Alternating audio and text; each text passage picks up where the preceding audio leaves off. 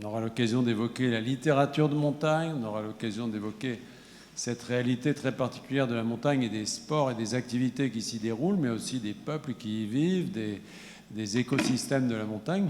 Et finalement, c'est une chose qui apparaît assez peu dans les programmes, en particulier des salons du livre.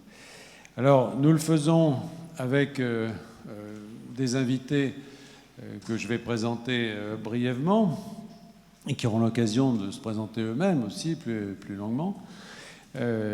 Donc, c'est 3 invités. Je commence par Stéphanie Baudet. Stéphanie vient de publier un très beau livre qui s'appelle « À la verticale de soi » aux éditions Paulsen-Guérin. Stéphanie est une grimpeuse professionnelle, c'est son métier, c'est une grande championne. Et nous verrons que ce n'est pas le moindre paradoxe de ce sport que de donner justement, de produire ces grands champions, ces athlètes de haut niveau, qui pourtant sont souvent méconnus parce qu'il est très difficile même de faire comprendre au grand public quelle est la nature des efforts, des performances, des exploits qu'ils accomplissent.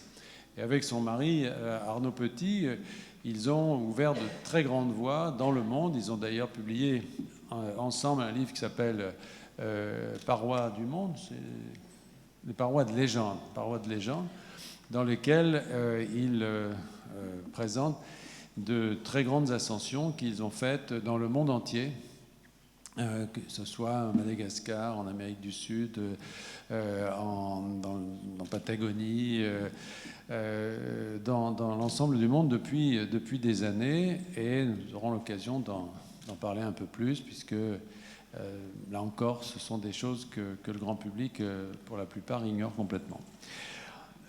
Ludovic Escande est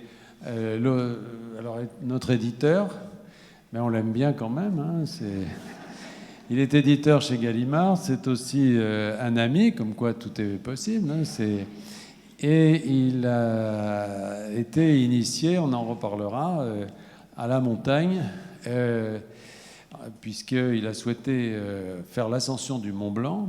Il vient de publier un livre qui porte ce nom, L'ascension du Mont Blanc, aux éditions Alary, qui est un livre qui raconte, on pourrait dire, son supplice, puisqu'il s'est adressé pour cette formation à Sylvain Tesson. Et s'adresser à Sylvain pour une formation, c'est un peu comme d'aller voir, pour apprendre à conduire, un magasin de pompes funèbres, si vous voulez. C'est-à-dire... Donc, nous aurons l'occasion d'en reparler. Et puis Sylvain, on ne le présente pas, on ne le présente plus. Sylvain est notre ami depuis des années, marcheur, aventurier, écrivain voyageur, mais surtout, pour moi, écrivain tout court, qui a aujourd'hui construit une œuvre qui est maintenant reconnue et qui se déploie dans l'espace qui mérite d'être le sien, c'est-à-dire celui de la littérature. Ce n'est pas seulement une littérature d'aventure, c'est une littérature à part entière, avec Dans les forêts de Sibérie, entre autres, et plus récemment, donc, Sur les chemins noirs. Voilà nos invités. Et je commencerai peut-être par Stéphanie, en lui demandant d'essayer d'expliquer, au fond, comment les sports de montagne, aujourd'hui, se sont développés. Finalement, comment on peut essayer de transmettre, en mots simples, avec des mots simples, finalement, les différentes activités sportives qui se déploient dans la montagne. Qu'est-ce qui est devenu aujourd'hui l'alpinisme, en quelque sorte? Et bonjour à toutes et à tous. Alors c'est une question, c'est vrai qu'on pourrait développer sur un long terme, mais là, pour résumer en quelques mots, l'alpinisme aujourd'hui a pris beaucoup de formes différentes, en fait, parce que les activités se sont petit à petit décloisonnées.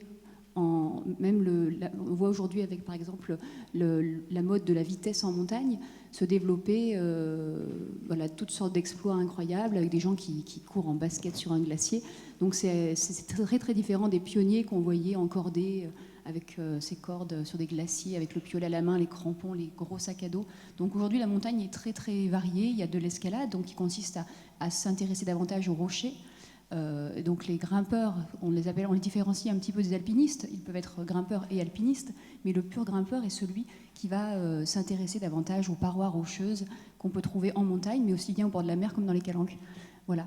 Et ensuite, il y a même l'escalade sur bloc à Fontainebleau, qui aujourd'hui est devenue une activité à part entière, mais qui au départ était l'école pour les premiers alpinistes, était une école pour ensuite s'initier à l'escalade, à la Vara, pour l'époque on l'appelait comme ça, pour pouvoir ensuite aller en montagne, en Himalaya, gravir des parois plus importantes. Voilà. Donc aujourd'hui, ça c'est vraiment diversifié. Évidemment, la montagne est aussi le terrain idéal pour les marcheurs, les contemplatifs, et ce n'est pas réservé, c'est ça qui est formidable, c'est qu'en fait la montagne appartient à tous, c'est le spectacle de sa beauté qui nous est commun et qui nous relie tous, quelles que soient nos activités. Il y a cependant des porosités. On peut passer d'une activité à l'autre, puisque toi, tu as été champion du monde d'escalade de bloc, et pourtant, tu fais de grandes parois qui vous conduisent, Arnaud et toi, ou avec d'autres alpinistes, à rester parfois 10, 15 jours dans une paroi verticale et à dormir dans ces parois. C'est vrai que mon itinéraire est peut-être un petit peu particulier parce que j'ai commencé par la montagne, la marche, la randonnée qu'on a tous vécu parfois, qu'on a eu la chance de vivre avec nos parents, donc randonnée pépère entre guillemets où on balade comme ça le dimanche. Et de là, je suis ensuite arrivée à l'escalade sportive et je suis revenue finalement à la source de ma passion qui est la nature, le rocher, le contact vraiment avec les éléments, un sentiment d'harmonie qu'on peut vivre dans ces instants-là où le temps s'arrête. Et notamment donc l'escalade de grande paroisse, c'est ce qui me plaît le plus parce qu'on est vraiment dans une immersion totale pendant de longues journées dans des parois parfois assez élevées. Donc là, tu évoquais le Salto Ángel, par exemple, une escalade au Venezuela où nous avons passé 15 jours et c'était merveilleux. On est totalement coupé du monde, peut-être de la réalité la plus courante, mais par contre, on est immergé dans un monde qui nous est cher et où le temps vraiment se dilate, où on fait corps avec l'instant. Et ça, c'est quelque chose que j'apprécie beaucoup. C'est des moments précieux. Alors, les plus sages d'entre nous sont capables de les vivre en se mettant sous un arbre et avec un livre, mais les plus frénétiques ont besoin d'expériences un peu plus intenses pour donner de la densité à leur vie. Ouais. Alors, vous voyez qu'on peut faire de l'alpinisme et être extrêmement zen. C'est le cas de Stéphanie, qui est un modèle pour nous, puisque Stéphanie, aujourd'hui, pratique à la fois la montagne, l'alpinisme et le yoga. Et à l'autre extrême, je vais me tourner vers quelqu'un qui n'est pas zen du tout,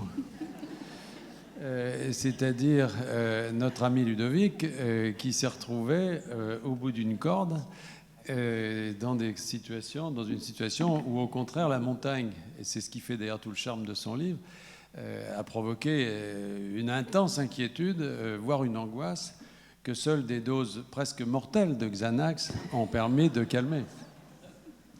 Bonsoir à tous. Oui, alors je suis exactement à l'opposé de la force de Stéphanie sur l'échelle de l'escalade. C'est-à-dire que moi, au moment où j'ai commencé à faire de l'escalade avec Jean-Christophe et Sylvain, j'en avais jamais fait, jamais de ma vie. Et donc, ça n'a pas été au début une source d'apaisement pour moi, mais plutôt une source permanente d'angoisse pendant une semaine que je raconte dans le livre. Et in fine, je me suis aperçu que quand on arrivait à aller au-delà de cette appréhension, puisque j'ai le vertige, on arrivait à trouver une forme de plénitude du moment bien sûr qu'on est bien entouré, et ensuite on a accès à cette beauté, à cette plénitude qu'il y a dans la montagne et dans l'escalade, et la partager avec des écrivains ou avec les gens avec qui vous grimpez. Donc, tu peux peut-être en dire un mot, c'est-à-dire du processus. C'est très intéressant dans le livre de Ludovic, c'est que finalement, tout le monde peut s'identifier. Au fond, c'est quelqu'un qui ne connaît pas. Donc on est à l'opposé, disons, du professionnalisme de Stéphanie, qui dans son livre parle aussi de façon très, très naturelle et très humaine, mais qui quand même est quelqu'un qui a une formation extrêmement poussée dans ce domaine. Toi, tu es arrivé là sans rien y connaître et avec un projet qui était d'abord de faire le Mont Blanc, puis tout simplement de survivre. Oui, absolument. Parce que quand Sylvain il m'a fait un programme avant d'aller grimper au Mont Blanc. C'était 7 mois avant, on était à Paris, et puis il me dit, bah, écoute, en guise d'entraînement, Ludovic, je te conseille de faire du jogging. Bon, alors j'ai fait du jogging, parce qu'au fond, c'est à la portée de n'importe qui de faire du jogging. J'ai fait beaucoup de jogging. Simplement, quand je suis arrivé à Chamonix, j'avais jamais fait d'escalade, et j'avais toujours le vertige. Et donc, je me suis retrouvé face à la difficulté. Et il a fallu que pendant une semaine, j'aille contre ça. Oui, alors il est temps d'interroger le coupable maintenant et de demander à Sylvain, d'abord, comment tu conçois, toi, la pratique de la montagne et comment tu as pu concevoir justement l'initiation de quelqu'un qui avait un objectif très particulier, enfin assez courant d'ailleurs de faire le Mont Blanc. Au fond, quelle est la méthode que tu as suivie? Méthode qui donc est quand même inspirée des grands dictateurs de l'histoire. Mais quelle est ta conception de l'initiation à la montagne? Écoute, j'ai beaucoup de mal à répondre à une question qui concerne la méthode que j'ai suivie, puisque je me fais une méthode de ne pas en suivre. C'est finalement comme ça que je conçois l'exercice de l'existence. Et c'est le rapport que j'entretiens avec la pédagogie, d'ailleurs, consiste à faire les choses d'abord, et puis ensuite, éventuellement, à se former ensuite, si on a survécu. Alors, c'est ce que j'ai proposé à Ludovic. Lorsque je lui ai conseillé de grimper en haut du Mont Blanc. Ce qu'il faut dire, et qui est à mon avis le cœur du livre L'Ascension du Mont Blanc, du livre de Ludovic, c'est que Ludovic entretenait à ce moment-là une détresse, une fragilité psychique, une tristesse intérieure, mais qu'il masquait, parce que ça, il est très bien élevé, très poli, donc il ne faisait pas un étalage de ses propres tourments, mais il cherchait tout de même une issue pour essayer de régler les problèmes qu'il sentait grandir en lui. Et nous avons utilisé la montagne comme une sorte de thérapie, et qui s'est révélée d'ailleurs assez concluante, puisqu'il est revenu beaucoup plus stabilisé et équilibré qu'il ne l'était avant de partir. Mais alors, moi, je n'allais pas commencer à établir un programme, une méthode visant à gravir les échelons. Il fallait aller tout de suite. Je veux dire, à partir du moment où j'ai appris qu'on faisait nager les nourrissons en les jetant dans les piscines, parfois, et je crois que c'est une expérience auquel se sont parfois livrés des parents, et l'enfant nage avant même d'avoir appris à nager. Alors je me suis dit, on peut appliquer cette méthode-là à l'alpinisme et on va faire grimper Ludovic en haut du Mont Blanc avant même qu'il ait appris à grimper.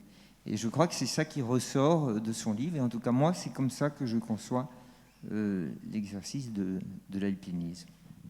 Oui, alors ils lui ont fait faire le premier jour. Parce que moi, je suis arrivé, j'étais je ne sais plus où, et je suis arrivé le lendemain. Et il lui avait fait faire comme premier exercice donc l'ascension d'une paroi de rocher qui, à un moment donné, il faut qu'il y ait déjà assez raide, puis à un moment donné, il y a une petite brèche et on est au pied d'un mur, comme ça, tout jaune, très moche, avec des prises coupantes, 200 mètres de vide. Et Ludovic a dit, ben oui, j'y vais, mais il a été obligé quand même de prendre beaucoup de Xanax, pour ne pas citer de marque. Et quand je l'ai trouvé, il était prostré, mais ne gardant absolument aucun souvenir de cette ascension. Ça vous donne une idée, donc si certains pouvaient être tentés de demander à Sylvain une formation dans la matière, je crois qu'il faut y réfléchir à 2 fois et en tout cas avoir une bonne prescription médicale avant. Le fait est que, malgré tout, sans révéler toutes les surprises de ce livre, il est arrivé en haut. Tu es arrivé en haut. Et je crois que, bon, on ne va pas décrire tout ce que tu racontes dans le livre, mais c'est une assez bonne...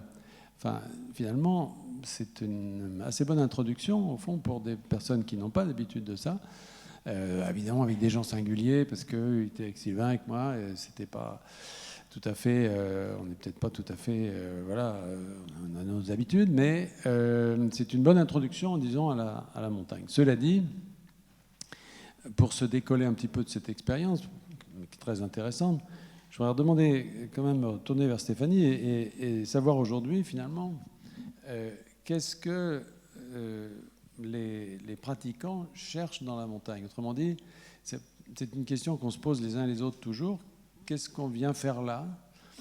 Qu'est-ce que tu viens faire là, par exemple? Qu'est-ce que tu, dans ton livre, on voit qu'à un moment donné, après s'être investi sportivement beaucoup, il y a une sorte d'arrêt, de réflexion, et qu'aujourd'hui, peut-être, tu ne vois plus la montagne de la même manière.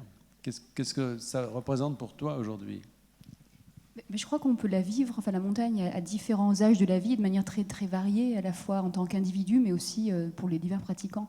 Et par exemple, comme j'expliquais au départ, la montagne peut être considérée comme un terrain de jeu où on va appliquer des méthodes très sportives, s'entraîner dans une discipline, ou au contraire, pour essayer d'être rapide, efficace, ou au contraire revenir à l'essence de ce qui fait cette, comment dirais-je, oui, c'est cette promenade, on va dire, assez contemplative. Et aujourd'hui, je crois que je suis revenue à l'essence justement de ma passion. J'ai l'impression de regrimper comme si j'étais enfant pour le simple plaisir de grimper. Parce que quand on est professionnel de l'escalade comme je l'ai été, ça impliquait parfois de partir en expédition lointaine et puis de ramener des images. Et le fait de faire des films, de faire des photos, pour moi, faisait parfois écran à l'expérience vécue. En fait, mettait une espèce de filtre entre ce que je vivais et puis après la réalité. Et donc, puis quand je voyais ces images, c'est très troublant les images, parce qu'en fait, on voit parfois des grimpeurs s'élever de manière très gracieuse sur des parois avec une musique magnifique. On se dit, mais tout ça a l'air très très simple et très facile, alors que dans les faits, l'escalade, c'est quand même un exercice de la volonté. Il faut vouloir s'agripper. C'est pas évident de grimper. C'est pas du tout une activité comme le ski ou le vélo, où on se laisse glisser le long des pentes ou rouler sur une petite route de campagne. C'est tout à fait différent. Il faut quand même, il faut avoir envie, il faut vouloir en découdre à un moment donné, même si pendant ces instants où on est dans cette dans cette espèce on est agrippé, mais on peut quand même vivre des instants de lâcher prise malgré tout. Ou de temps en temps, quand on arrive à un relais où le paysage en fait s'ouvre et notre vision s'élargit, on a à nouveau l'impression de contempler le paysage avec plus de distance, de recul. Et puis à nouveau, quand on revient dans l'escalade, on est obligé de se recentrer. Donc la vision à nouveau se rétrécit, le regard s'affine sur les quelques prises à venir. Et donc on est dans ces instants, dans ces oscillations, dans ces très légères oscillations, comme le dirait Sylvain dans son dernier livre, entre la contemplation et puis l'action un petit peu forcenée et parfois un peu névrotique même, chez certains alpinistes. Ouais. Vous avez déjà compris qu'il vaut peut-être mieux s'adresser à Stéphanie pour commencer que... Bref. Mais toi, Sylvain, tu as pratiqué la montagne d'une façon très très différente au long de tes voyages. Tu as commencé par exemple par la traversée de l'Himalaya il y a des années de ça. Tu as pratiqué la montagne en marchant, tu as pratiqué la montagne dans l'alpinisme, je dirais, classique, et puis l'escalade. Et comment tu vois ces différents types de pratiques et où est-ce que tu situes au fond le cœur de ton rapport à la montagne? Je crois qu'il est géographique, le cœur du rapport qu'on peut entretenir avec l'alpinisme. Dans les grandes traversées continentales que j'ai pu faire, qui sont les grands voyages au long cours, ou même on pourrait dire les traversées maritimes, dont j'ai moins l'habitude, mais moi je faisais des grandes traversées continentales. Et j'avais besoin de moi, et j'avais besoin que le temps s'écoule sur des espaces immenses pour accumuler, pour moissonner un certain nombre d'expériences. Et le rapport qu'on entretient à la paroi ou à l'escalade crée une mécanique, enfin une proportion exactement inverse, un rapport proportionnel inverse entre le temps qu'on passe sur une paroi et la valeur de ce qu'on en retire. Le temps est assez court en général. Une escalade, ça prend entre quelques heures et éventuellement quelques jours si on fait des parois plus importantes, mais ça n'ira jamais vraiment au-delà. Et pourtant, on se souviendra de chaque moment, de chaque seconde que l'on a passé. Donc, qu'est-ce que ça veut dire? Ça veut dire que l'expérience vécue sur une paroi est tellement intense, tellement dense, tellement profonde, tellement épaisse, qu'on raflera une expérience inoubliable. Alors à ce moment-là, finalement, une fois qu'on a traversé 4 fois le désert de Gobi à pied et qu'on s'est enfoncé jusqu'à la Garde dans l'épaisseur de l'ennui et du néant, tout à coup, on a envie peut-être d'une accélération des choses. Et je crois que c'est à cela qu'amène l'escalade. Puis il y a autre chose, c'est qu'il y a ce rapport très étrange, très mystérieux, un peu philosophique d'ailleurs, sans jouer au cuistre, avec le vide, avec cette espèce d'environnement, d'éléments qui n'est pas le nôtre. C'est ça la noblesse de l'alpinisme. Et finalement, ça serait ma réponse à ta question, c'est que l'homme n'a rien à faire là. Même Stéphanie n'a rien à faire dans une fissure quand l'évolution n'avait pas prévu cela, n'avait pas du tout prévu que tout à coup une jeune femme gracieuse rampe le long d'une fissure, empoigne un stalactite et puis se rétablisse sur un rebord. Le corps humain n'est pas du tout fait pour ça. Le corps humain d'ailleurs n'est pas au point, car quand on tombe, on se fait très mal. Alors que si le corps humain était au point, on se relèverait immédiatement. Donc on n'est pas là pour ça. C'est la noblesse de l'escalade. On ne devrait faire que passer. Et ce vide, qui est un élément qui n'est pas le nôtre, auquel nous ne sommes pas destinés, peut-être donne un surcroît d'importance à l'expérience que l'on vit. Et je finirai en disant que je crois que c'est l'un des nœuds de la bizarrerie, de l'étrangeté du rapport qu'entretient Ludovic avec l'escalade, c'est qu'il a peur du vide, il a le vertige, et pourtant il continue à aimer l'escalade. Et dans son livre, il y a cette mécanique très étrange, cette mécanique de l'attraction et de la répulsion. Ça me fait penser un peu, c'est le syndrome des enfants d'ailleurs qui vont dans les trains fantômes parce qu'ils aiment avoir peur.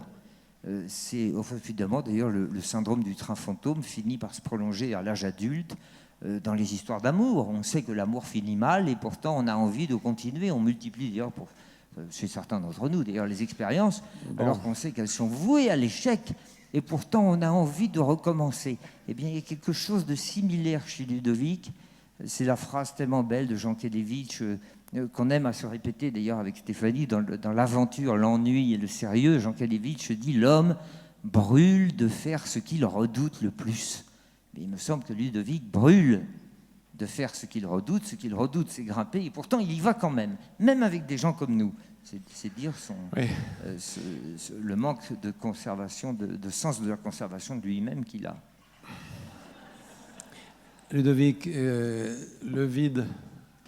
Oui, alors j'aimerais juste souligner une chose, c'est que pour parler des deux individus qui sont autour de moi, c'est que je les connaissais évidemment avant d'aller faire l'escalade, je les connaissais bien puisque j'étais l'éditeur de Sylvain et que j'avais beaucoup lu Jean-Christophe chez Gallimard, mais je dois dire que j'ignorais à peu près totalement que l'un et l'autre faisaient de l'alpinisme à ce niveau. Bien évidemment, je ne dis pas au niveau de Stéphanie, puisque Stéphanie est championne du monde, mais quand même à un niveau très très fort. Et je pense que pour la plupart d'entre nous, peu de gens savent que Jean-Christophe et Sylvain sont des alpinistes chevronnés. D'abord parce que vous en avez... Non, mais parce que vous n'en avez pas parlé dans vos textes, malgré tout ce que vous avez pu faire comme aventure, toi, Jean-Christophe, en Afrique, dans l'humanitaire, et toi, Sylvain, à travers le monde. Mais c'est vraiment une chose importante de vos vies et auquel vous consacrez énormément de temps. Je dis ça pas par hasard, parce que au-delà de la peur que j'ai eue là-bas et du plaisir que j'ai à continuer de faire de l'alpinisme avec Jean-Christophe et Sylvain, et aussi de temps en temps avec Stéphanie, c'est que ça m'a permis aussi de comprendre les écrivains qu'ils sont. J'ai compris dans la montagne pourquoi on se demande toujours où vont chercher les écrivains, où l'imaginaire des écrivains va puiser son inspiration. Eh bien, il me semble que j'ai compris un tout petit peu quelque chose que j'ignorais avant en les accompagnant dans la montagne. Parce que j'ai vu à quel point cet exercice, cette pratique requérait un engagement du corps, un engagement de l'esprit qui est tellement intense qu'il est finalement comme l'écriture. C'est-à-dire que si vous n'êtes pas complètement là dans l'écriture au moment où vous la faites, vous écrivez faux ou vous chantez faux. Et bien dans l'escalade, si vous n'êtes pas complètement là au moment où vous devez être là pour grimper, vous dérapez, vous tombez et vous arrivez dans le vide. Voilà. Je pense que c'est, et j'espère, je nous souhaite en tout cas à tous, qu'un jour, l'un et l'autre écrivent beaucoup mieux que moi, bien sûr, puisque c'est plus anecdotique, tous les deux, un texte qui soit aussi nous fasse partager leur rapport à la montagne. Je pense que ça sera vraiment un moment important. Cette histoire de vide, c'est très intéressant parce que finalement, quand on parle de la montagne, le vide, c'est plutôt... Ça n'existe pas au fond. C'est une position dans laquelle on se trouve qui fait qu'à un moment donné, il y a en dessous de vous du vide. Mais en réalité, la montagne n'est jamais vide. Au contraire, elle est pleine de sensations, pleine de... Et cette histoire de vide, c'est quand même plutôt de l'ordre de la...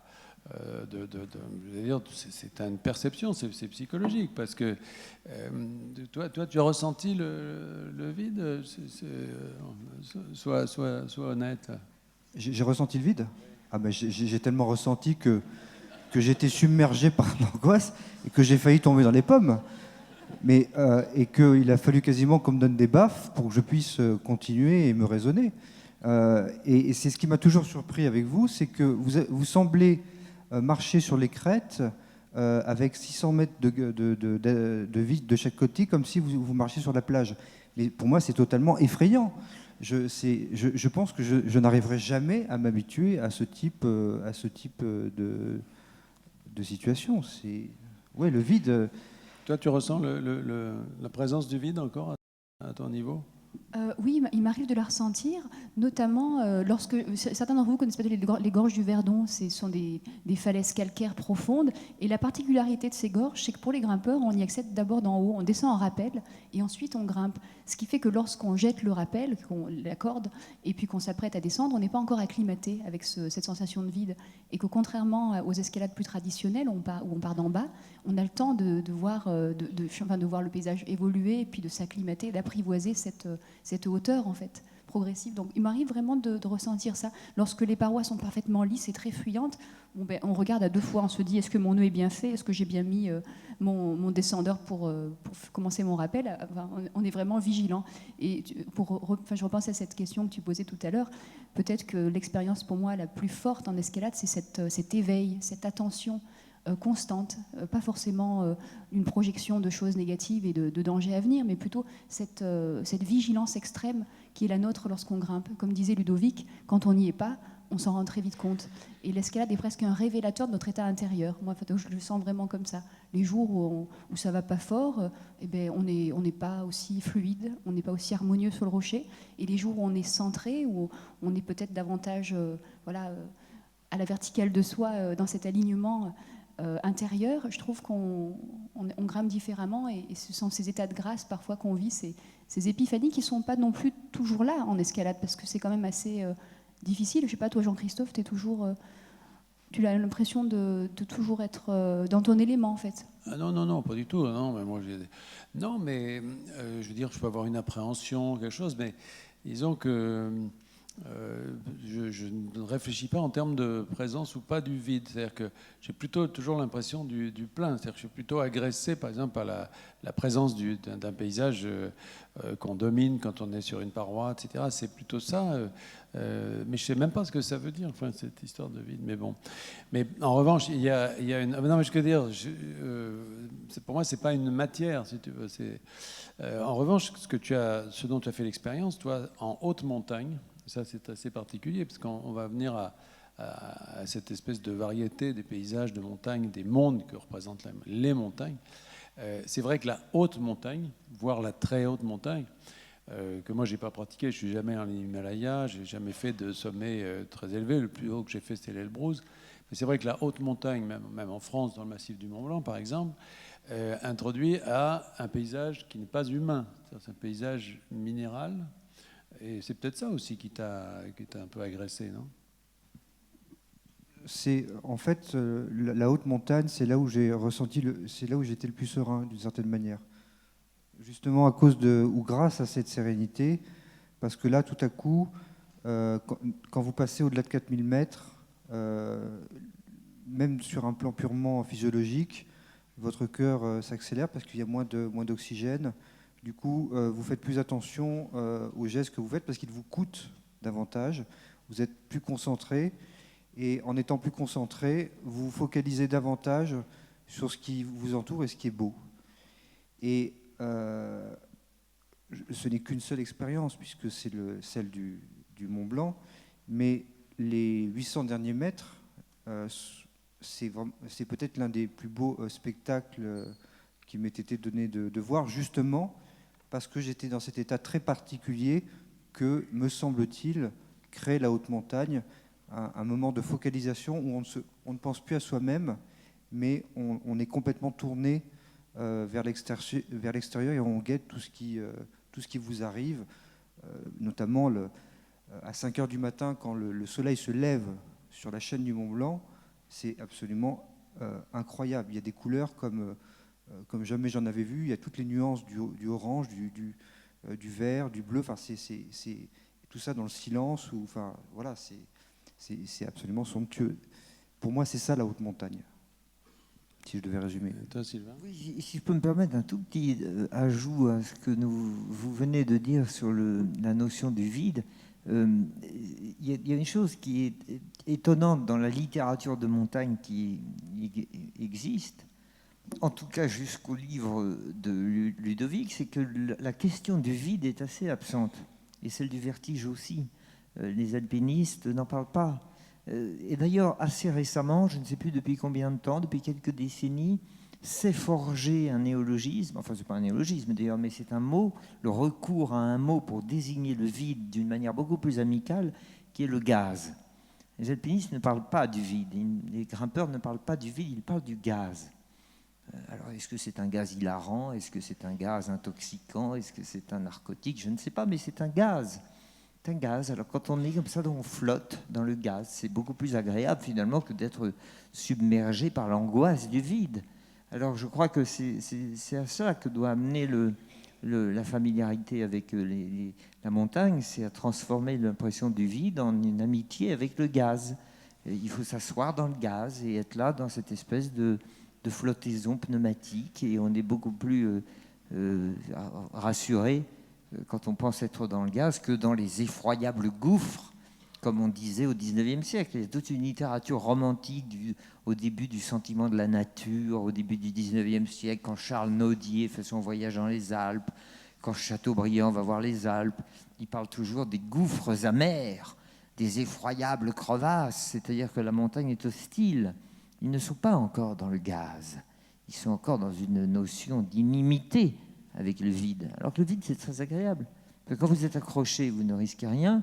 Puis quand vous tombez, bon, c'est un mauvais moment à passer. Et puis après, j'imagine que ça s'oublie. Oui, et quand il y a un orage, on dit il y a eau, gaz et électricité, en général. Ouais. Mais tout ça nous montre et vous montre que c'est pas facile de parler de la montagne, et c'est un des problèmes, puisqu'on est dans un festival du livre quand même, je voudrais le rappeler, et vous rappeler une certaine tenue en la matière. C'est-à-dire qu'on n'est pas là uniquement pour brasser des idées sur la montagne, mais aussi pour savoir comment on en parle, c'est-à-dire comment parle-t-on de la montagne. Moi, ce que j'ai trouvé très intéressant dans les deux livres très différents, hein, de Stéphanie et de Ludovic, c'est que l'un et l'autre ont trouvé des moyens assez nouveaux, je trouve, de parler de la montagne.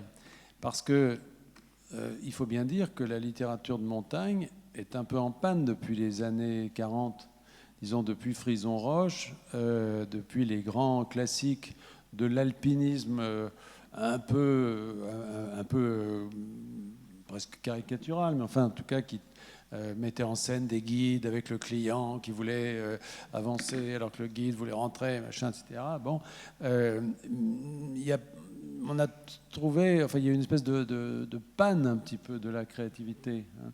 À part, au fond, les seules choses qu'on voit apparaître beaucoup maintenant encore, c'est les livres sur les accidents.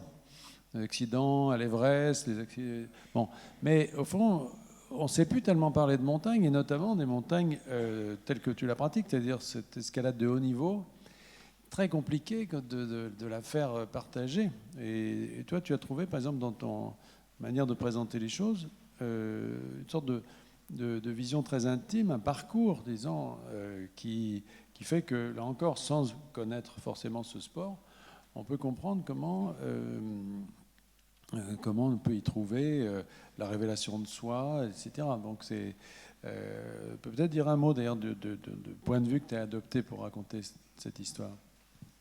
Alors c'est vrai que la littérature de montagne m'a toujours intéressée parce que j'ai eu la chance d'avoir des parents qui étaient sans être de grands alpinistes du tout, c'était des marcheurs, mais ils aimaient profondément la montagne. Ils avaient une belle bibliothèque garnie de récits. Et ce qui m'avait frappé en lisant tous ces récits, c'était l'aspect héroïque, guerrier. C'était Herzog à l'Annapurna, c'était un petit peu le redressement de la France après la guerre. Et donc c'était la gloire nationale en fait d'atteindre le sommet de l'Annapurna. Et ensuite, il y avait des auteurs comme ça, toujours dans cette veine très héroïque, très guerrière.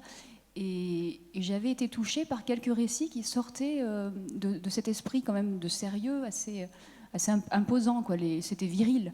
Et notamment Georges Livanos, peut-être que certains d'entre vous connaissent, qu'on appelait le Grec, qui était un alpiniste des années 50 qui vivait à Marseille, et qui avait écrit des récits empreints de beaucoup d'humour et de poésie et de légèreté. Voilà, il faisait les choses de manière gaie, c'était la montagne joyeuse.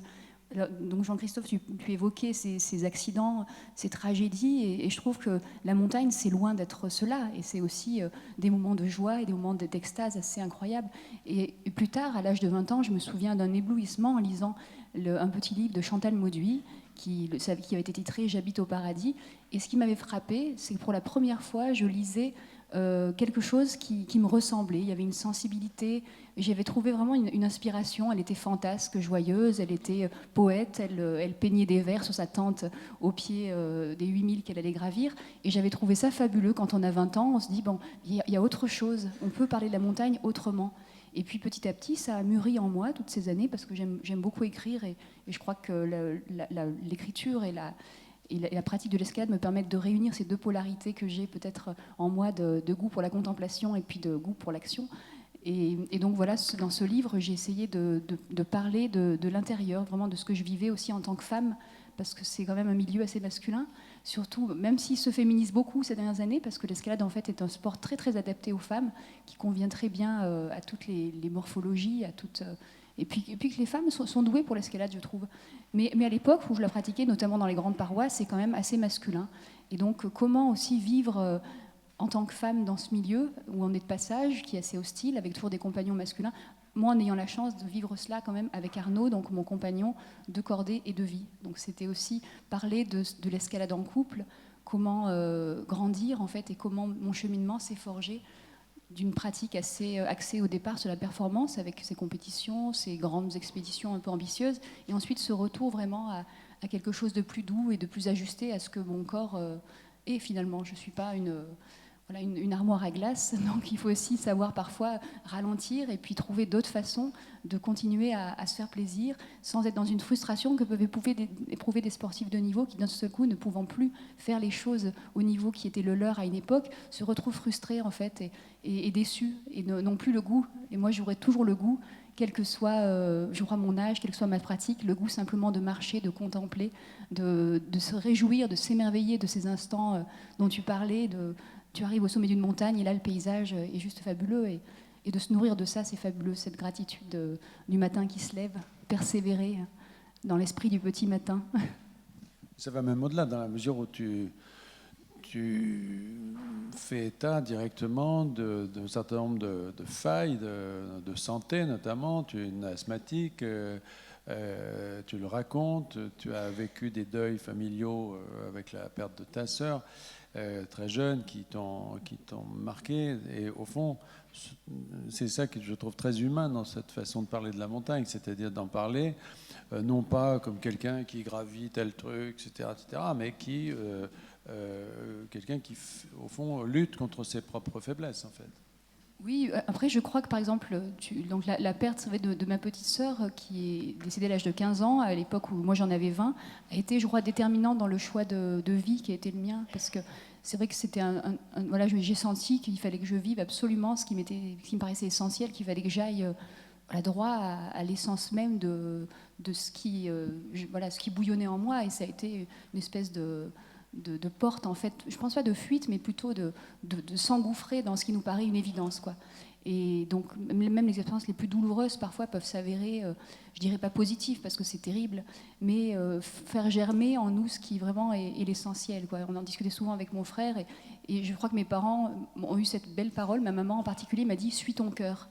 Et plutôt que de mettre des freins, plutôt que de me dire « fais attention, la montagne c'est dangereux », mes parents ont su, malgré leur peur, malgré les angoisses qu'ils éprouvaient quand je partais en expédition, ne pas me fermer cette porte-là et me dire « vas-y, fais ta vie, c'est tellement important, c'est tellement unique, c'est tellement précieux qu'il faut vraiment aller à l'essentiel ». Donc voilà, j'en ai parlé parce que c'était quelque chose d'incontournable. Je n'aurais pas pu le faire il y a 10 ans, et là, à 40 ans, quelque chose s'est dénoué et j'ai été capable de parler de ça. Alors, avec évidemment un tout autre style et une toute autre expérience, il y a quand même un point commun avec le livre de Ludovic, c'est que toi aussi, tu fais part de tes faiblesses, puisque tu te présentes dans cette affaire comme quelqu'un qui arrive dans cette expérience avec une sorte de drame, une sorte de fragilité, de dépression qui t'a... Oui, quand je suis arrivé à Chamonix, je venais de me séparer de la mère de mes enfants, et je me rendais même pas compte que j'étais en dépression, au fond. Et puis, quasiment en une semaine, les choses se sont inversées. C'est-à-dire, je suis arrivé en haut du sommet du Mont Blanc, et tout ce qui me semblait être infranchissable, toute la face nord de mon existence, au fond, qui était, je n'arrivais plus à en voir le bout, eh bien, là, grâce à la montagne, j'ai vu que on pouvait accéder à la face sud et qu'on pouvait reprendre, on pouvait retrouver. Mais ce qui est formidable en montagne, c'est que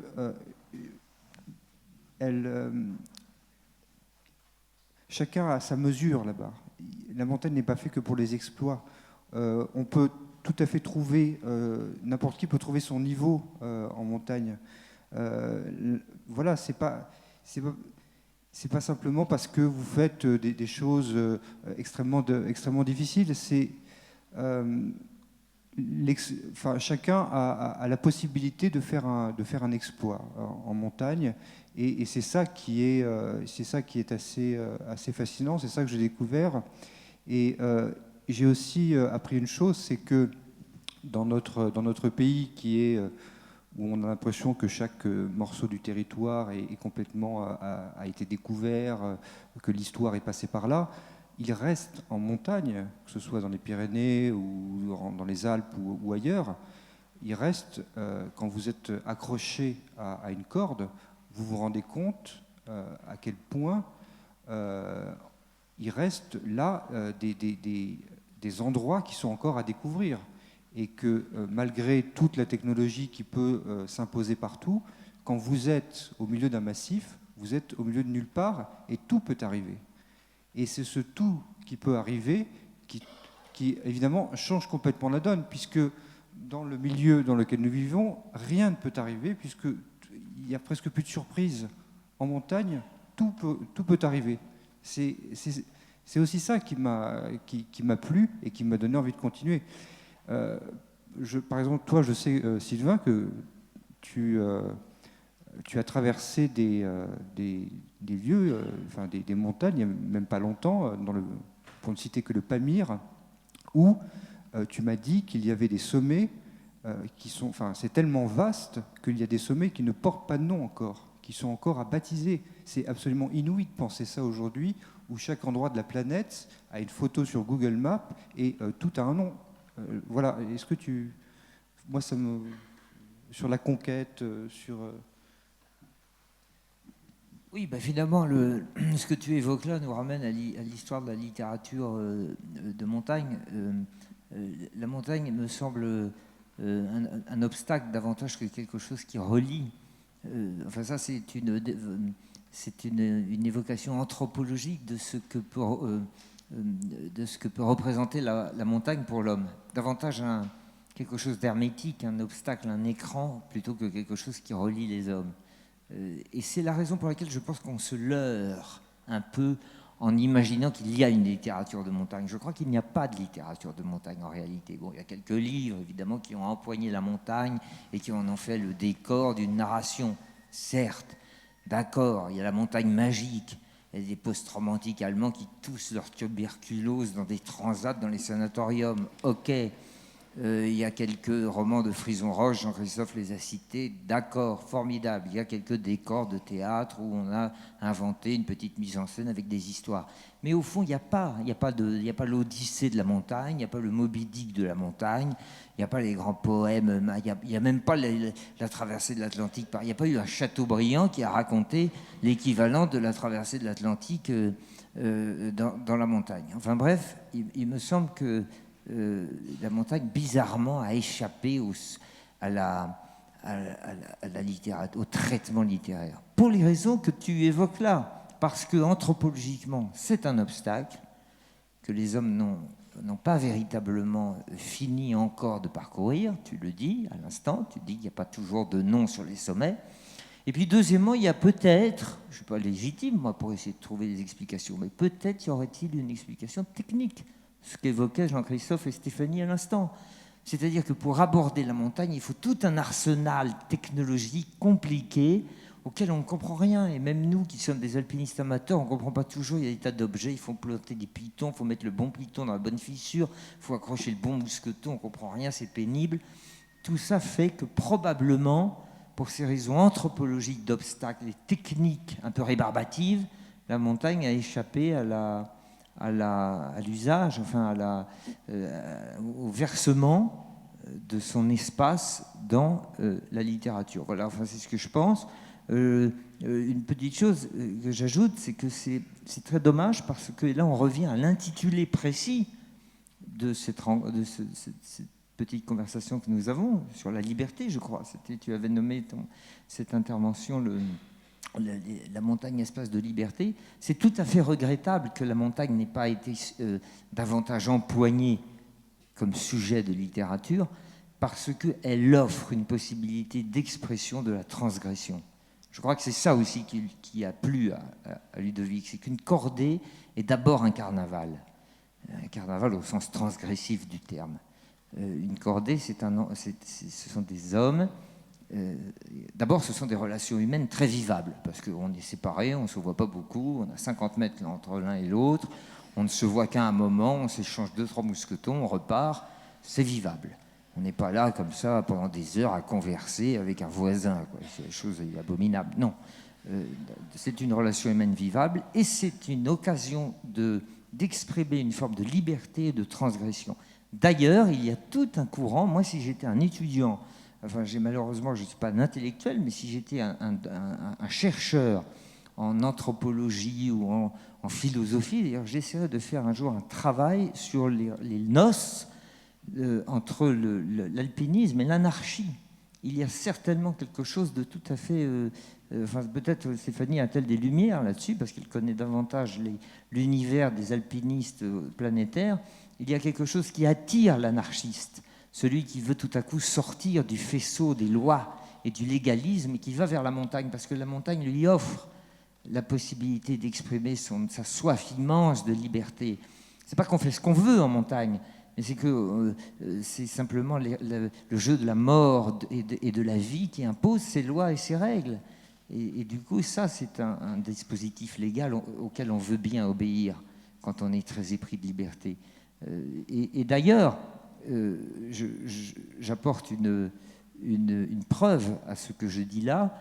Il y a eu aux États-Unis dans les années 60 un mouvement, au moment où, vous savez, les beatniks, comme ça, offraient à toute une jeunesse américaine une occasion de sortir du cauchemar climatisé américain des années 50 et des années 60.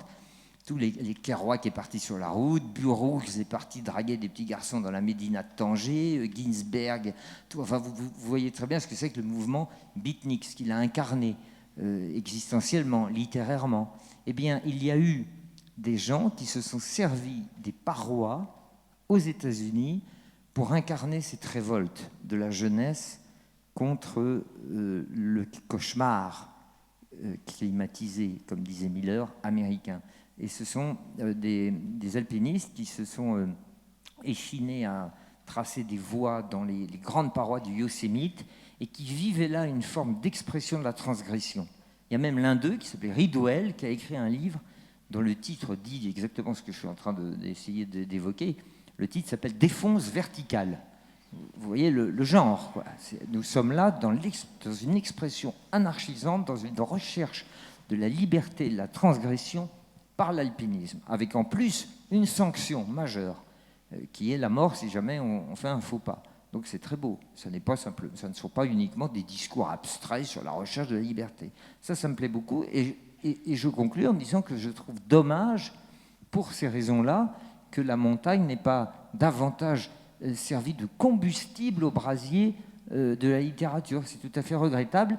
Et je conclue en disant que le livre de Stéphanie et le livre de Ludovic, justement, ils sont à saluer parce que voilà tout à coup deux écrivains qui, chacun dans leur genre, dans un genre existentiel, philosophique, intérieur pour Stéphanie, et puis dans un genre de thérapie psychologique de découverte pour Ludovic, avec une forme d'ailleurs également de spiritualité, nous parlent de la montagne. Et en plus, ils évitent des écueils que l'on trouve dans quelques livres de montagne, qui sont l'esprit de sérieux, très français, le côté Maurice Herzog que tu évoquais tout à l'heure. Vous savez, Maurice Herzog, l'homme dont les vertus se comptaient sur les doigts de ses propres mains, eh bien Maurice Herzog a incarné tout ce côté très sérieux de l'alpinisme, la conquête, la France, la montagne vue comme un endroit où planter son drapeau. Eh bien ça, c'est absent de leurs livres. Et puis ce qui est absent également de leurs deux récits de montagne, c'est le côté narcissique. Parce qu'il y a certainement une faille, une fêlure psychologique chez beaucoup d'alpinistes et chez beaucoup de grimpeurs, qui est la tentative de combler un déficit narcissique par la conquête des sommets. Tout ça est très absent de leurs livres. Ouais, alors je vous rassure.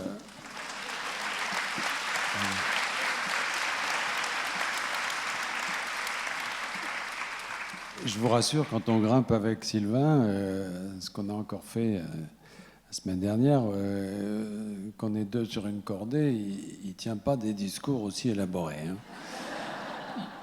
Mais non, alors, petite parenthèse quand même, juste pour rebondir, parce que oui, d'accord, l'anarchisme peut-être, les beatniks du Camp Ford, du Yosemite, oui, bien sûr. Enfin, il y en a quand même un qui s'appelait Yvon Chouinard et qui a écrit par la suite un livre qui s'appelle « Homme d'affaires malgré moi », parce qu'il a fait fortune en vendant ensuite des instruments qui constituent tout l'attirail de l'alpinisme moderne. Autrement dit, tout ça, main invisible, vous les a rattrapés. Mais non, mais tout ça pour dire que, quand même, oui, c'est très joli, mais ça masque, enfin, tous nos propos masquent un échec qui est un peu le nôtre, au fond. C'est-à-dire notre impossibilité, je dis la nôtre en parlant de toi et de moi, pas de vous, mais qui est d'écrire sur la montagne. Moi, je sais que c'est un véritable échec. Ça fait des années que j'ai envie d'écrire sur la montagne et je n'y arrive pas. C'est d'ailleurs comme ça que j'ai écrit le livre sur Compostelle, c'est parce que les éditions Guérin m'avaient demandé d'écrire sur la montagne et j'en étais tout à fait incapable et j'ai écrit, je dirais, à la place, un livre sur Compostelle qui, là, était beaucoup plus facile à faire parce que c'était une expérience, je vais dire, linéaire d'abord, qu'on pouvait directement partager, puisque finalement tout le monde peut prendre le chemin, se mettre un sac à dos et partir là-bas. Donc là, il y avait une espèce d'évidence, de facilité, de communication, mais ça ne retire rien au fait que moi, je n'arrive pas sur la montagne, et si je puis me permettre, Sylvain, toi non plus.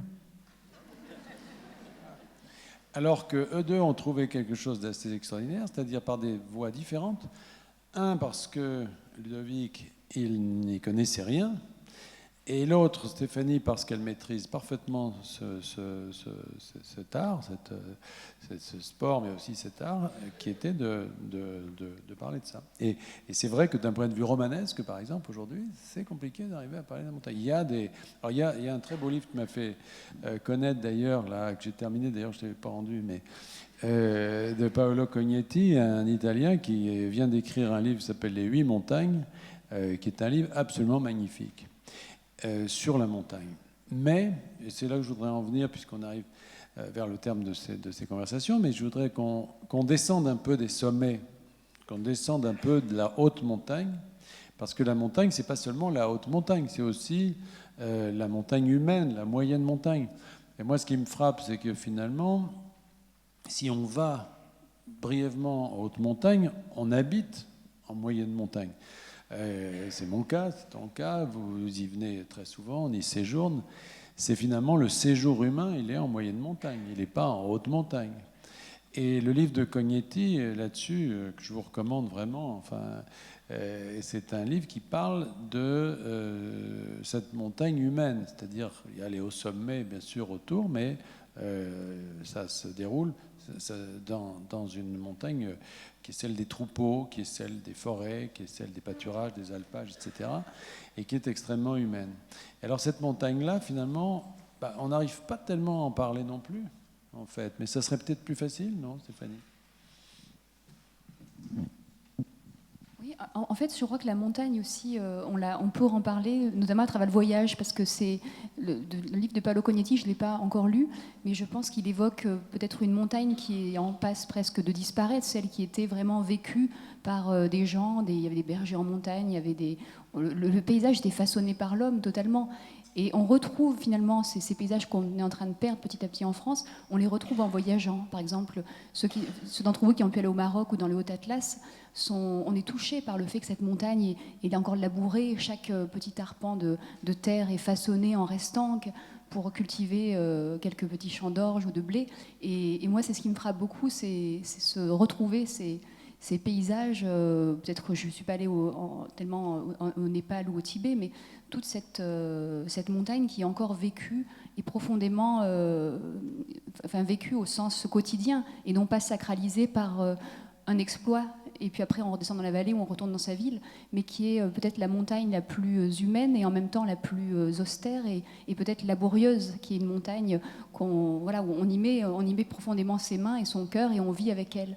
Et je crois que je pense que ces paysages de Savoie, de Haute-Savoie, on a peut-être, certains d'entre vous ont peut-être des grands-parents qui ont eu des origines comme ça en montagne, et on retrouve ça aujourd'hui dans des pays comme le Maghreb ou l'Asie. Et c'est tout à fait différent. Alors je crois que je n'ai pas répondu à ta question. Il n'y en avait pas, puis je l'ai oublié de toute façon, mais c'est pas... Non, oui, tout ça pour dire que peut-être que c'est à travers aussi le voyage et puis un retour... moi je rêve profondément, notamment sur la question du loup, par exemple, qui agite énormément nos montagnes, nos massifs français. Je crois que les Français, justement, on a un problème avec le loup parce qu'on a perdu ce lien au sauvage. Le sauvage est devenu... on n'accepte plus le sauvage à nos portes. Alors je ne veux pas dire... C'est difficile pour un berger de passer son temps à garder son troupeau, à être sur les lieux. Mais aujourd'hui, je crois qu'on ne peut plus vivre la montagne comme un fonctionnaire vivrait au quotidien. On peut pas... Les gens qui ont vécu en montagne, qui ont travaillé en montagne, savent qu'on ne fait que ça. On consacre sa vie à ça. Et c'est à la fois une vocation, un sacerdoce, c'est certainement un bonheur très grand, mais c'est difficile de vivre en montagne toute l'année. Et je crois que peut-être les vrais héros sont là, ce sont des héros du quotidien, ces gens qui sont encore en train de continuer à façonner nos paysages, à essayer de préserver ces écosystèmes, parce qu'il faut savoir aussi que les avalanches aujourd'hui en montagne sont souvent dues au fait qu'il n'y a plus suffisamment de bêtes en montagne qui enlèvent l'herbe des pâturages, et du coup ça devient très glissant, et du coup, les avalanches comme ça sont plus importantes qu'auparavant. Voilà, il faut trouver un équilibre entre la montagne vécue comme un terrain de jeu, de loisirs, et puis ressentir qu'on fait profondément partie de la nature et qu'on est nous-mêmes des éléments faisant partie de ce grand tout. Et moi, je me sens profondément en lien avec ce cosmos, ce tout, plutôt que dans une vision où la montagne est mon terrain de jeu, et puis après, une fois que j'ai fini de l'exploiter, je retourne chez moi et je fais autre chose. Donc je pense qu'il faudrait revenir à cette wilderness dont parlent les Américains et qu'ils ont su préserver chez eux, à leur manière, hein, évidemment. On n'a pas les mêmes paysages et les mêmes façons de voir les choses, mais c'est intéressant, cette littérature. Et on parlait de littérature de montagne, et moi je pensais à ce passage magnifique, si vous avez l'occasion un jour de lire Les Clochards Célestes de Jacques Kerouac. Et il y a une façon de parler de l'ascension qui est assez savoureuse. Sylvain Tesson, en quelques mots. Oui, je me permets d'apporter un tout petit correctif à ce que tu as dit sur l'absence de référence à la montagne dans ton œuvre proto-posthume, puisque il y a une très belle nouvelle dans cette histoire qui reviennent de loin sur les Dolomites. Souvenez-vous, avec un père de famille qui emmène sa famille en faisant cette propagande à laquelle est tellement habitué le guide de montagne qui dit « Rassurez-vous, rassurez-vous, l'étape arrive, le refuge est là, encore 5 minutes, continuez, encore 5 minutes vers un beau refuge. » Et puis quand il arrive, le refuge est en ruine parce que le refuge qu'il promettait à sa famille, c'était le refuge qu'il avait connu quand il était jeune, et entre-temps, le refuge a été détruit. Ce qui prouve que souvent la montagne, il faut faire attention, c'est un conseil, le conseiller conjugal que je suis vous donne ce conseil. La montagne est souvent un agent de dissolution du couple, l'alpinisme également, et Stéphanie Baudet et Arnaud Petit, son mari, sont un contre-exemple de ce que je dis là, et c'est une sorte d'anomalie, votre couple, qui a survécu à la montagne. Sur la montagne des hommes, si je peux ajouter une petite chose, je suis 1000 fois d'accord que l'étage auquel parle Paolo Cognetti, qui est l'étage des hommes, est l'étage qui correspond aux humanistes. Et c'est ça la grâce de la montagne. Contrairement à la mer, qui est un espace euclidien et horizontal, la montagne, je fais une palissade, est un espace vertical. Mais dans cette verticalité, il y a la stratigraphie.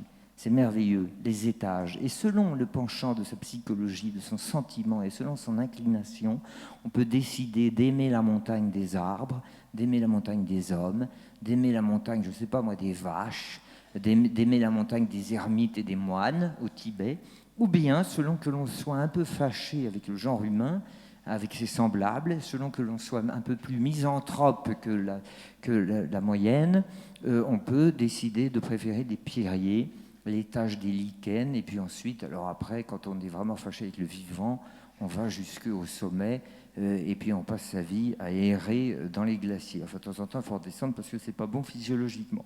Et puis, je dis une toute petite chose, c'est que il y a quand même un rôle que la montagne a joué. Et là, nous revenons vraiment à cette idée profonde de la liberté, mais pas de la liberté vécue comme une possibilité d'exprimer son espèce de penchant adolescent pour l'anarchie, mais de la liberté comme conquête pour des peuples qui en ont été privés. La montagne est un repli, et la montagne est un lieu de la guerre.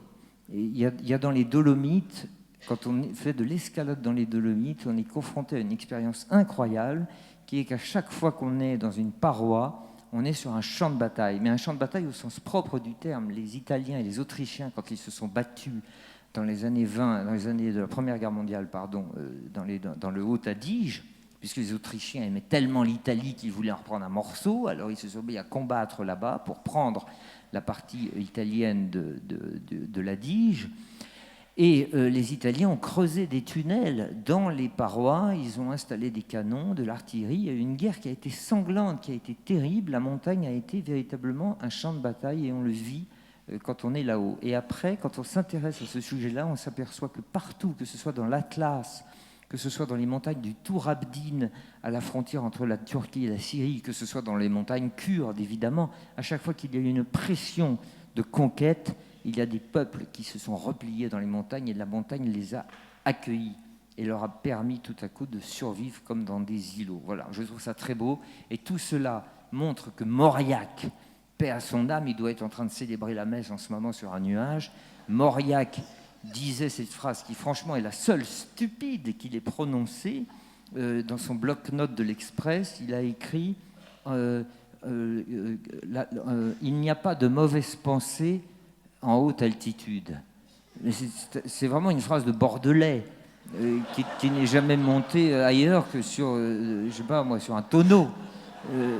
Parce que il y a des guerres en montagne. La guerre la plus haute du monde, d'ailleurs, est dans le Cachemire, entre les Pakistanais et les Indiens, à 6000 mètres d'altitude, ce qui prouve que l'homme transporte toujours avec lui, il exporte toujours avec lui ses mauvais penchants, même en haute altitude. Et il n'y a pas d'hypoxie du mauvais sentiment. On continue à se battre même là-haut. Donc voilà pour la montagne des hommes. Il est en forme, le bougre.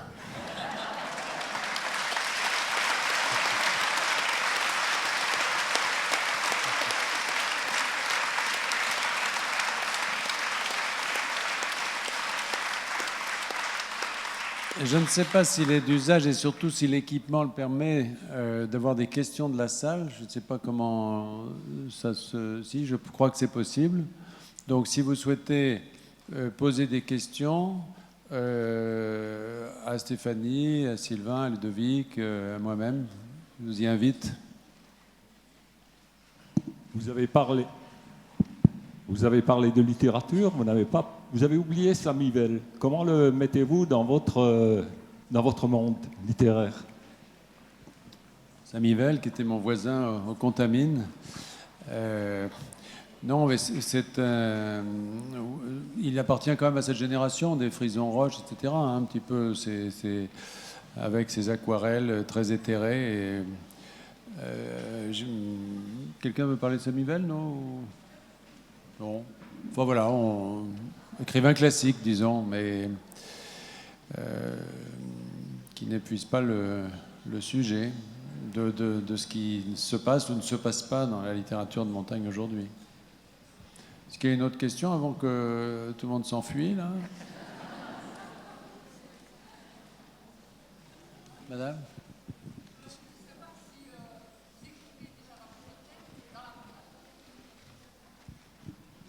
J'aurais aimé savoir si vous écrivez déjà dans votre tête, lorsque vous êtes en montagne, lorsque vous vivez ces belles expériences, est-ce que des brides de livres vous arrivent déjà, naissent à ce moment-là? Donc ça s'adresse à vous tous. Personnellement, en fait, je ne suis jamais arrivée à écrire en étant immergée dans l'action parce que de seul coup, je suis totalement transportée par ce que je fais. Je me sens poreuse, alors j'absorbe toutes sortes de choses. Et puis ce n'est qu'une fois de retour chez moi où je prends finalement le temps de noter des choses et que j'ai envie de revivre et de faire durer ce temps éprouvé en le mettant en mots. Donc j'ai pas cette capacité. Sylvain, je pense qu'il y a un rapport assez différent parce que toi, tu tiens un journal avec une discipline assez fabuleuse et peut-être que tu peux en dire un mot. Ouais. Moi, je prends des notes télégraphiques de ce que je vis, et puis ça me sert ensuite de matériau pour le cas où je dois écrire quelque chose. Mais je crois que c'est assez ordinaire. Je ne sais pas ce que fait Ludovic. Je ne sais pas si tu écrivais entre deux injections de morphine. Voilà, le problème, c'était plutôt le Xanax, en fait. Hein, parce que mais moi, j'habite à la montagne. J'ai choisi ça parce que, en fait, j'y passe les 2 tiers de l'année parce que c'est là que j'écris, mais c'est là que j'écris mes livres, mais je les écris pas en faisant évidemment autre chose. C'est une activité tout à fait à part de l'activité d'alpinisme ou de grimpe, parce que je crois que. Mais en même temps, il me semble que le fait de se mouvoir, enfin l'effort physique, tout ça participe d'une espèce de circulation des idées, etc. Et, même quand on n'écrit pas, parce qu'au fond ça n'a pas tellement de sens de parler d'écrire ou pas écrire, je pense que les livres ils s'élaborent aussi pendant qu'on fait autre chose, voilà, sans y penser. Et puis à un moment donné, pour les rédiger, il faut quand même s'asseoir et se mettre tranquillement à une table. Mais ils se construisent beaucoup dans ces moments. Mais quand tu m'assures, tu penses quand même à Non, moi. Non, à tes livres uniquement. Non, pas du tout. Je suis totalement mobilisé par ta sécurité, Sylvain. Moi, je vous ai beaucoup... elle est intéressante, votre question, madame, parce que c'est la question que je me suis posée, moi, en faisant de la montagne avec eux. Je me suis demandé, est-ce qu'au moment où nous grimpons, est-ce que ça les inspire ou pas? Est-ce que là, ils travaillent? Non pas parce que j'attends d'eux une productivité maximale ou un rendement particulier, mais forcément, quand on est éditeur, on se dit, mais où vont-ils chercher tout ça, leurs idées ou les répliques de Sylvain tout à l'heure? Eh bien, je pense que dans cette espèce de frénésie ou d'appel que vous montrez à aller toujours plus haut et à toujours conquérir, à vouloir toujours aller, à continuer à aller grimper en tête, moi, en vous observant, je me suis dit qu'il y avait là quelque chose qui vous, je sais pas, qui travaillait en vous, ou malgré vous, que vous n'aviez pas l'air de vous en rendre compte, mais qu'il y avait une activité très, très forte et qu'elle trouvait là le moyen de s'exprimer physiquement, mais qu'il y avait quand même, je croyais déceler chez vous une intense activité. Alors peut-être que je me trompe, mais effectivement, peut-être que quand on voit un écrivain grimper, ça en dit beaucoup aussi sur sa manière non pas de créer, mais de s'investir dans la création. Oui, non, mais on aime bien que les éditeurs croient qu'on travaille quand on... Si je puis ajouter quelque chose, c'est que vous ayant vu grimper, donc enfin, tous les trois, mais Sylvain et Jean-Christophe en particulier, je trouve que vos récits sont profondément revigorants quand même. Quand on lit du Tesson, quand on lit du Ruffin, on est frappé par cette énergie assez solaire, cet élan. Ça nous donne envie de vivre, en fait. Ça nous donne envie d'empoigner la vie, de mettre du tabasco, comme dirait Sylvain, du piment dans sa vie, quoi.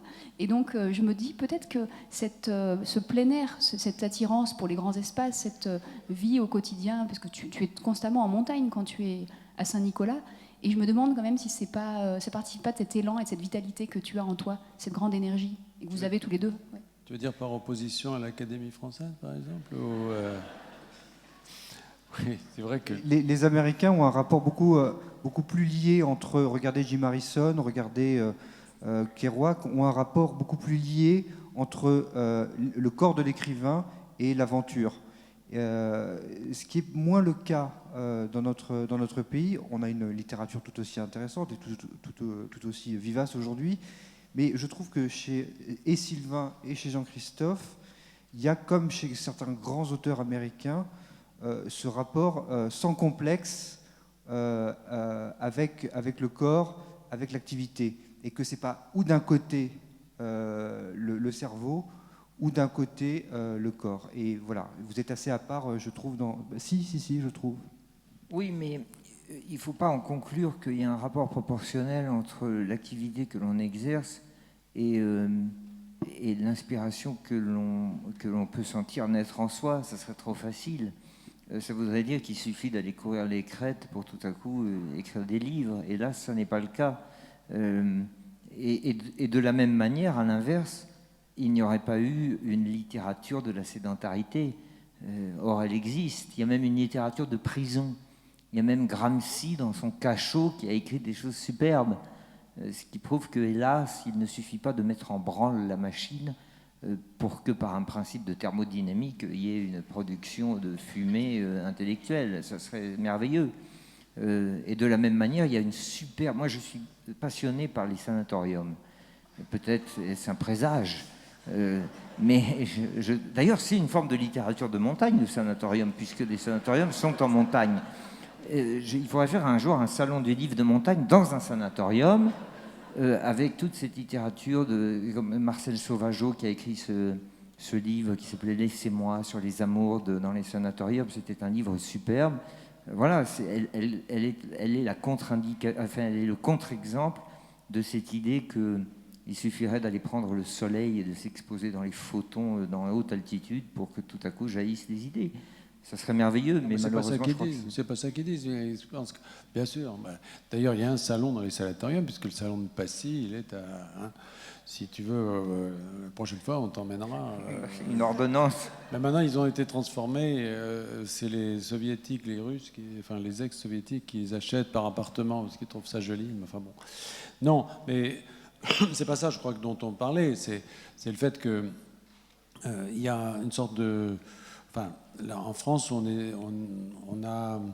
alors je pèse mes mots parce que je sais que je marche un petit peu sur des œufs, mais beaucoup d'écrivains se présentent avec une même fierté, en fait, comme des gens qui vont mal, qui sont en mauvaise santé, qui ne font jamais de sport, qui sortent... Voilà. Il y a une posture, il y a une pose un peu, voilà. Et c'est vrai que c'est pas du tout inéluctable. Et on peut être dehors, en bonne santé, sportif, et écrire des livres. C'est vrai que moi j'ai choisi, quand j'ai commencé à écrire des romans, j'ai choisi des héros qui m'entraînent, des héros, comme tu dis, solaires, c'est-à-dire qui m'aspirent avec une forme d'énergie. Et c'est très cohérent avec une vie qui participe de ça. Voilà. Mais en effet, c'est pas dans l'activité sportive qu'on puise, en effet, l'inspiration. Ça suffit pas. Mais il y a un mélange. Et je trouve que la France a une littérature très cérébrale. La France a des écoles très cérébrales. Moi, j'ai une gamine qui vient de passer les concours là, de HEC, machin, etc. Les prépas en France, c'est effrayant. Ils ne font plus que des choses intellectuelles ou prétendument intellectuelles pendant 2 ans, 3 ans, en restant dans leur piole, en fumant, en arrêtant le sport, en arrêtant tout ça, ce qui est assez contraire à la méthode d'autres pays, quoi, aux États-Unis ou ailleurs, où bon, on essaie d'harmoniser un peu plus le corps et l'esprit.